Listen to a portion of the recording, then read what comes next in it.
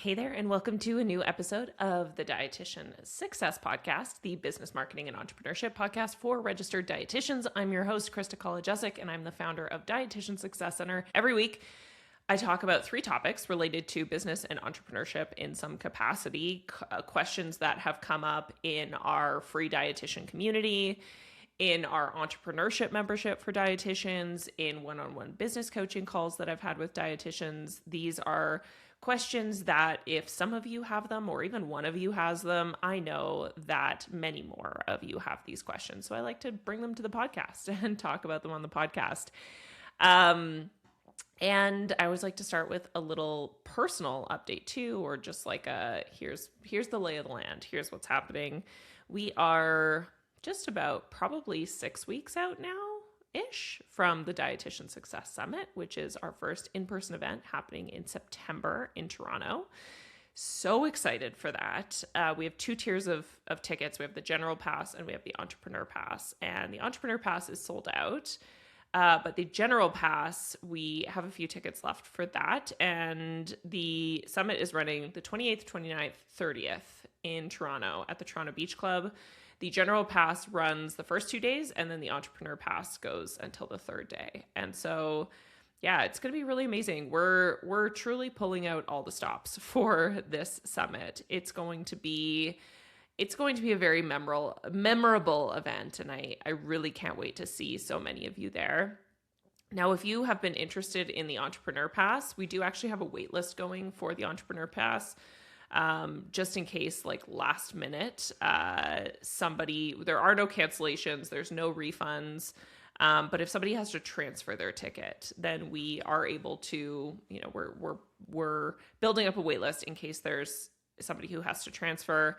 And then we can make sure and fill that spot anyways. So you can feel free to join the wait list if you're like, I wish I could come for Entrepreneur. So, but regardless, come for General because there's going to be still so much awesome stuff covered in general that's going to really help your business anyways. And so it's just going to be really fun, very feel good event. And I think you're going to, our objective is that you leave feeling more inspired, more fired up, just ready to take action, ready to see this profession and your career differently.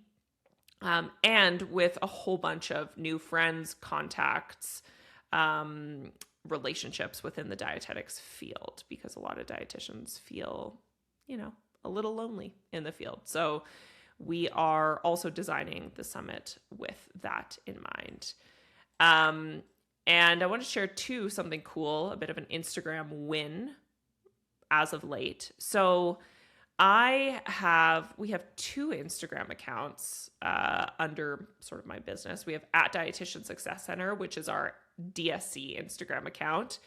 And then I personally have at kristaco.rd, which that's always sort of been more my like personal professional account, I guess you could say. It's still very professional, but it's more like about me as the brand. So we have like the company, and then we have my own personal brand, which is at kristaco.rd.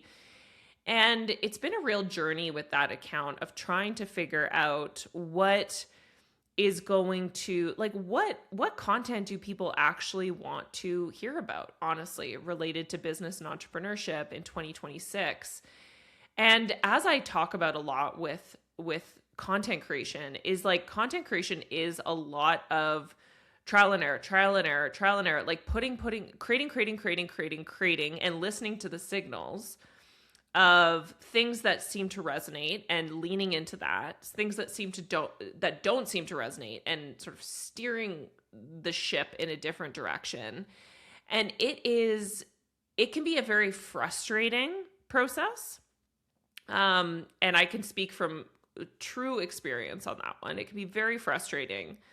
There's been so many times where I've wanted to just throw in the towel, honestly, on that account, because it just was feeling like nothing was working. I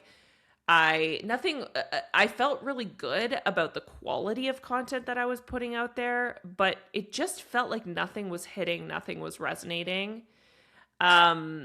And that feels hard when you're like really passionate about the material and you're like, this is stuff that people really need to know about. And I feel so strongly about this and it's so important. And then it just doesn't get the reception that you wanted it to or you thought it would. That can be a really hard feeling. And the longer I've been in entrepreneurship, I think the more I've built up my resilience muscle around that sort of thing, where it's like, okay, yep, I do acknowledge that I feel like I want to throw in the towel and I feel like I want to not do this anymore. And I'm still going to keep going and keep on trying, because ultimately we are learning skills in that process. And those skills are really, really, really important skills. And if I look back on the journey of Dietitian Success Center Instagram account, it was, I don't even remember how long, but I feel like it was probably 4 years of posting consistently before we started to see traction. And I don't say that to discourage you in any way. I just say that to be like, hey, this is realistic. Like, this is part of the journey. And like, that's what content creation looks like. And I say that more so too, to be like, hey, you're not doing anything wrong necessarily. Like, you are trying, and you just got to keep trying, and you just got to keep creating, and figuring out what feels really great for you. But what's been cool is that actually for @christaco.rd, a couple weeks ago, I posted a response. There was this really interesting article that was published about essentially, and I won't speak to it. You can go and check out the post. But essentially it was talking about how the clinical nutrition landscape in the US specifically is essentially collapsing, meaning it is like financially, with the master's requirement, with the ability to get loans, with the unpaid internship, et cetera, and then with how much you can expect to be paid as a clinical dietitian, like the math is not mathing there, and it actually will not make financial sense to become a clinical dietitian in the States moving forward, which was super fascinating. There's a lot of reasons why, there's a lot underneath that. But anyways, and you know, you can look at that if you want to understand more of my thoughts and perspective on that. But I recorded a response or sort of a reaction to that, and it like really, really, really blew up. And that was super cool to see. And I think all it takes is for one thing to really blow up for you to be like, oh, okay, now I see where my lane is, right? Because I think everyone, like the objective too with Instagram and social media is kind of to carve out your own lane. And part of the creation process, I think, is some degree of mimicking what you have seen out there until you get to the point where you land on something that just is so authentically you and just really connects and resonates with people. And that's how I've been really feeling about the advocacy related content. And I've posted content since then, and it's all done really well. And so anyways, that feels very exciting for me, because that's an area that it's funny, like, and a lot of times too, and I've heard this before as well, is like, so often it's the stuff you kind of know you should be covering, but it maybe feels like a big lift, or it feels like a little scary or a little bit more vulnerable to cover. And it's like, that's the stuff that you actually should be covering. And anyways, that's kind of always how I've felt about advocacy related work, because advocacy is such a massive term. You know, it carries a lot of weight. There's a lot that fits under that umbrella, and there's a lot of feelings associated with it, with some of the challenges that exist in dietetics. And I think what I have learned is that we can still talk about things without having all the answers, and be very honest about that, about like, hey, you know, this is the way the system exists, or this is what's happening in the system. and you can apply this to whatever nutrition world you are a part of or niche you are a part of. Like, this is how it exists. And here are some thoughts on how this could be different or how we could be doing this differently. I don't have all the answers, but I want to start a conversation on this because I think it's pretty fascinating.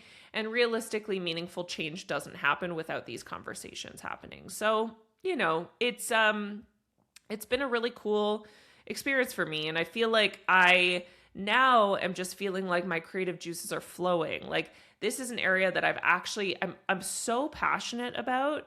And what's so interesting is that if you look at Dietitian Success Center really is built on a foundation of advocacy. It always has been. Our work has always been there to support dietitians in building their confidence and expertise. And to me, that links back to helping dietitians get better jobs, helping dietitians add more value to their workplace, helping dietitians grow in areas of practice that they haven't had experience or exposure to, just helping dietitians become bigger and better in their roles. That's always been our objective and our mission. And so we've always had a foundation in advocacy. We've just never really been explicit about it. We've never really come out to say that, like, this is our work. This is what we do. But it is. And so I'm excited to just talk about that more because I do think that that's, it's important stuff. And it's important stuff and it's exciting stuff. And so anyways, I bring that back to a lesson for all of you that content creation is an iterative process. It is going to be a learning curve of trying things and feeling frustrated with perhaps the reception or the response that you don't get, that you thought that you would get or what you wanted to get. And it's building the resilience muscle to keep moving forward and keep doing it, even if it feels hard. So yeah, that's that lesson. And yeah, it's been an interesting few weeks and I'm feeling excited about it and I'm feeling inspired. So anyways, for today's topics, we are going to talk about how to, I have my 3 questions in my Airtable here. And for some reason, they seem to have changed the interface of Airtable. And every time I go to double click on pulling up the question, it's not working. So anyways, whatever.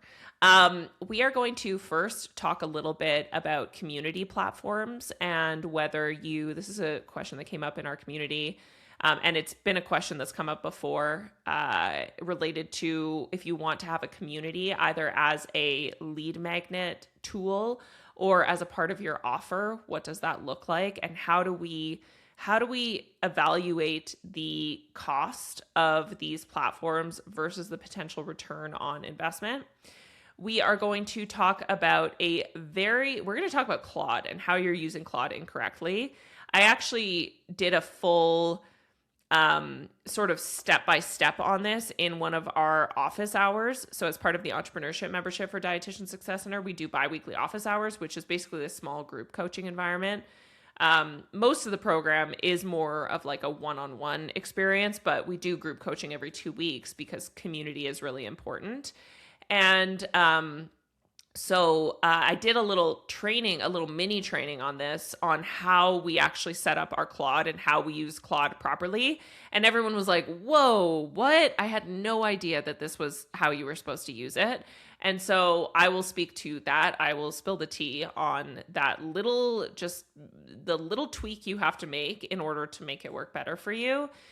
And then we're going to talk a little bit about hiring an accountant or doing something yourself. And I think that this can be applied beyond accounting. If you're thinking about hiring for anything else in your business, this is going to apply to you. There will be some helpful tips here. Okay, so let's talk about question number 1, which is, I have been looking at Skool. So Skool is a community platform. It's pronounced Skool.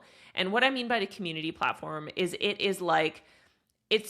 I don't even want to say it's like a Facebook group because it's not, but that's the thing that will help you understand what I'm talking about. Is it's like a Facebook group, but it's different company, lives in a different environment. And it really is like Skool only provides community platforms, like for people. You can customize your own community platform. You can invite people to it. People can join your community platform, and it's really intended to just be this space for community online.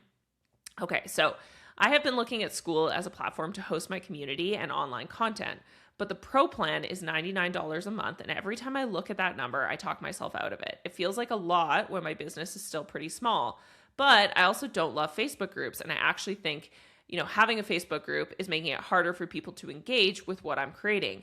How do you decide whether a platform like Skool is actually worth $99 a month or whether you are just convincing yourself you need it? Okay, so this is a really important question because it relates back to any tech decision that you are making in your business and how it always, always, always needs to come back to we're not looking at the cost, we're looking at the return on that investment and what is the return on that investment. So instead of looking at $99 as like an expense, a cost every month, we think about what does that $99 enable us to do? Well, if I'm thinking about this, I'm thinking that, okay, $99 a month enables me to be able to there's a couple strategies I could take with this. I could build a free Skool community. So it's like a free community platform. This is actually how we design our lead magnet for Dietitian Success Center. Our free starter kit, a big part of that freebie is our free community. And so it's a space to be able to ask questions, to be able to connect with other people, to be able to talk with other people about the things that are affecting you or the things that you care about. And so, you could have a free community, and then as part of that, the objective is to be able to promote and sell your paid offer to all of those people in your free community.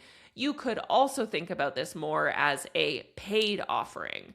So, having this be like a really, really robust community where you add online course content, meal planning content, etc., whatever you want there to actually make it valuable enough that it is something that people would pay for. So how would we evaluate the return in either scenario? Well, in scenario one, we would say to ourselves, okay, well, what's the cost of working with me one-on-one on average? What can I expect to make from one customer or one client?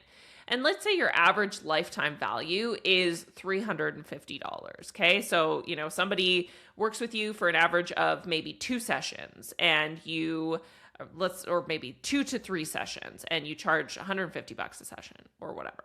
This is just rough math. So I would look at that and I would be like, okay, well, I would only need one paying client per month in order to have a positive return on that investment, right? I spend $99, but I make $350 likely. So obviously that becomes a no-brainer. It's like, well, yeah, that makes total financial sense. Only one person, that's it. And I think what's so important here is like, we have to, instead of thinking about this as like, we tend to think about these things as like but what if it doesn't work? What if I lose that $99 a month? And we go so far down that rabbit hole of what if it doesn't work, instead of designing it to work and really putting our time and effort and intention into like, hey, let's make this work. Let's do what we have to do in order to make this work. Let's commit to the iterations of this. Let's understand that, okay, maybe in month 1, while I'm building this community and while I'm learning how to promote it and I'm learning how to sell it, I may not make back that investment. But do I believe in my ability to figure this out and to commit to the process? Yes, I do. And so it's a completely different way of framing this. And by the way, like nothing is ever set in stone. If you create a free community and then 6 months down the road, you're like, you know what? This actually just really isn't working for me for whatever reason. I've tried all these things. It's just not working. Okay, great.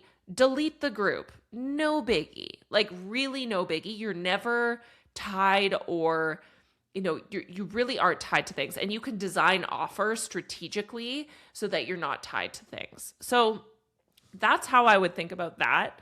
In the second scenario of having it a part of a paid offering, well, again, like we can really design this paid offering at a price point where we only need 1 or 2 people a month in order to have a positive return on this investment. So it's really about thinking more strategic and more entrepreneurial about how you spend money in your business. And the piece around whether you're convincing yourself you need it, that is such a real epidemic, I will say, in the entrepreneurship world, right? Is this like, and I've fallen prey to this so many times. And I think to some extent, part of this comes from experience where you're able to better recognize when something just feels like a bit of a dangling carrot, where it's like, oh, hey, look at this tech platform that's going to like solve all your business problems. And you're able to be a little bit more critical about being like, well, actually, I know from experience that is probably not going to, but I'm still going to come up with a plan for how to make this work for me. And so we're able to see past the BS a little bit when it comes to like sales and marketing language and be like, how am I actually going to utilize this strategically? How am I going to make a plan for this? So I think that's a big part of this is like how to get around convincing yourself you need it is like sit down and actually think through a plan for how you're going to make this happen or how you're going to utilize this. So yeah, that's how I make financial decisions in business nowadays as an entrepreneur, is thinking through the return on the investment. It's a huge part of it. Okay. Claude. So here's the scenario. I've been using Claude to help me create content for my business, but honestly, the output never really sounds like me. It feels generic and I always end up rewriting most of it anyways. Am I doing something wrong? Is there a better way to actually get AI to produce content that sounds like my voice and actually reflects my brand? Yes, full stop. There is. So the piece that you're missing when it comes to utilizing Claude is that step 1 of utilizing Claude is you have to teach Claude and train Claude on your business. So you actually create a project in Claude where you tell it everything that it needs to know about your business, everything that it needs to know. Now we call that a brand book. And a lot of people in the industry call it a brand book, but that's what we call it. Is like, this is our brand book. This is everything you need to know about our business. And you can actually coach Claude to ask you deeper questions about your business to be able to create a super, super, super robust brand book. And then once you have your brand book, you actually upload that brand book to every project you create in Claude moving forward. Because what ends up happening is whenever you create a new project in Claude, it doesn't, which I don't understand this. I really don't, but it doesn't like cross-reference projects. Every project is like it's starting from scratch. And so if you've told it about your business in one project, but then you've created another project, it's like, okay, this is what I want my content creation project to be. It actually has none of that past reference to your business to understand what you actually want. And so then you actually have to upload your brand book to every new project that you create in Claude. So it's pulling from the same database of information. So that's what is probably the issue with what you're doing. And as part of that brand book, you can train it on your brand book or on your brand voice. You can upload content that you've written in the past. So it really starts to understand who you are, what your philosophy is, how you actually write, how you talk. But the other thing too that I think is really important here is that aside from blog content, because blogs are different nowadays, where I don't really believe that people are going to a blog to actually like read through that blog content. That's just not really how people are consuming information nowadays, unless it's like a recipe blog. I think that's a little bit different, but that like blog content really exists to be able to enhance the SEO and AEO of our website. And so, with the exception of blog content and really leaning on Claude to help you write blog content, I actually think and have learned that social content is really best done without the use of Claude, quite frankly. I think it can be used to help you storyboard things and help you flush out ideas and help you perhaps wordsmith sentences. So like, how should I structure this sentence to sound more concise? But I do think now in 2026, we are so aware when something has been created by AI, and sometimes it just ends up coming out like AI slop.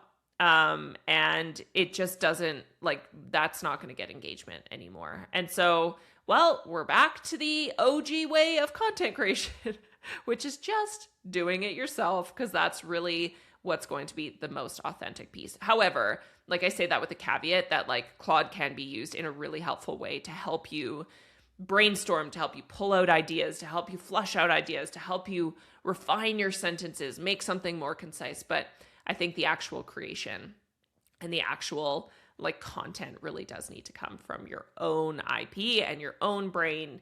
And that's the stuff that is actually working in 2026. Okay. Scenario number 3. I feel like I am either doing everything in my business myself to save money, or I spiral into thinking I need to hire someone for everything all at once. I know I need help with my bookkeeping and taxes, but I also feel like I can't afford to outsource anything yet. How do you figure out what to actually hand off and when without feeling like it has to be all or nothing? So what's really important about this question is that your business will evolve in phases naturally. Step 1 does not mean that you should be outsourcing everything in order to have it done perfectly. Like, that's just not realistic. You don't have the budget for that. It's going to make you feel like you have a lot of financial pressure. And also, by the way, like at the very beginning, hiring someone, like we want to be making purchase decisions and investment decisions with that really center around the idea of like, is this thing going to help me make more money? And it's sort of like, okay, I mean, bookkeeping and taxes, obviously essential and important, but is that really step 1 of what to outsource? I would argue probably not, because at the very beginning, like your business is quite simple compared to as it gets more complex down the road, which it will. Like you really have very limited what money coming in and money going out. And that's realistically what you need to be tracking at the very beginning is money coming in, money going out.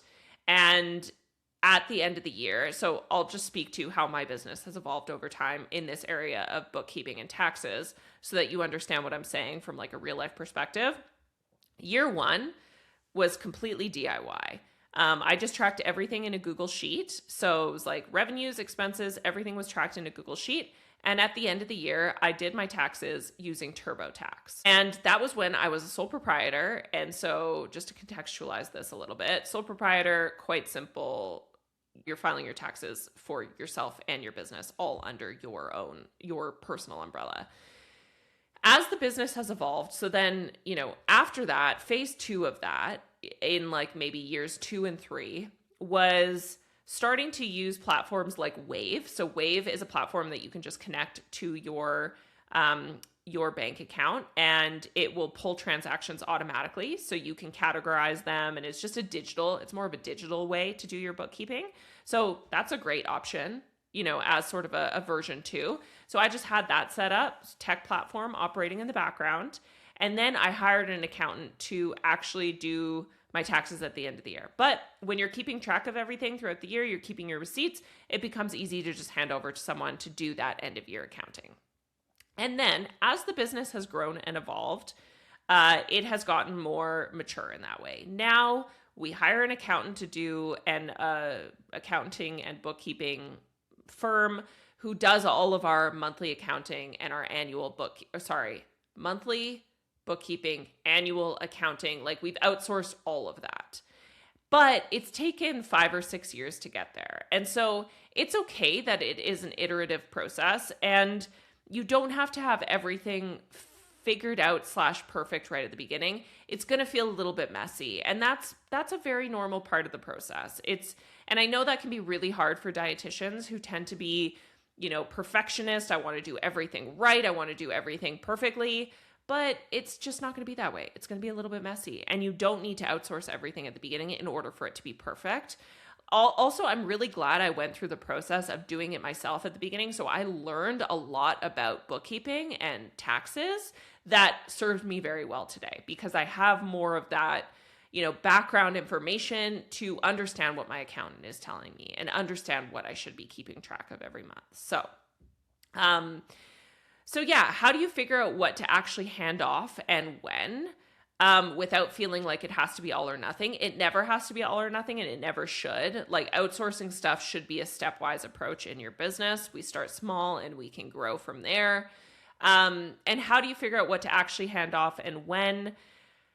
I have always found that these decisions tend to become quite clear in terms of when it is needed. So for example, like, you will get to a point where you're so jam-packed with people and clients and business that you recognize that you're kind of doing yourself a disservice by spending, or maybe you don't recognize and you need somebody like me to tell you that you're kind of doing yourself a disservice by spending so much time in this space, when you're making enough money that you could just hand that off and you could fill that space with another client and make more money than what you're actually paying to outsource it. So that is usually a business coaching conversation that has to happen. And yeah, so I do tend to find that these answers become quite clear. And if you're at the very early beginning stages of your business, you're probably too early, and you don't worry about it. Just figure out the simplest way to do this. And like, your main focus right now is just getting more clients or more business. Like, that is the number one focus. And you can make everything more professional, more pretty, more perfect as time goes on. Okay. Whew, that was fun. All right. So all that to say, if you enjoy this podcast, please leave a rating and a review. That really helps to ensure that it is seen by more people and it's accessed by more people. And share it with your friends, share it with your colleagues, share it with your friends. If you find that it is a helpful resource for you. Otherwise, make sure and buy your ticket to the Dietitian Success Summit happening this September. We are so excited to see all of you in real life in Toronto, September 28th, 29th, 30th. The link for all of that is in the description of this episode. I hope you have an amazing rest of your week. I will see you in the next episode.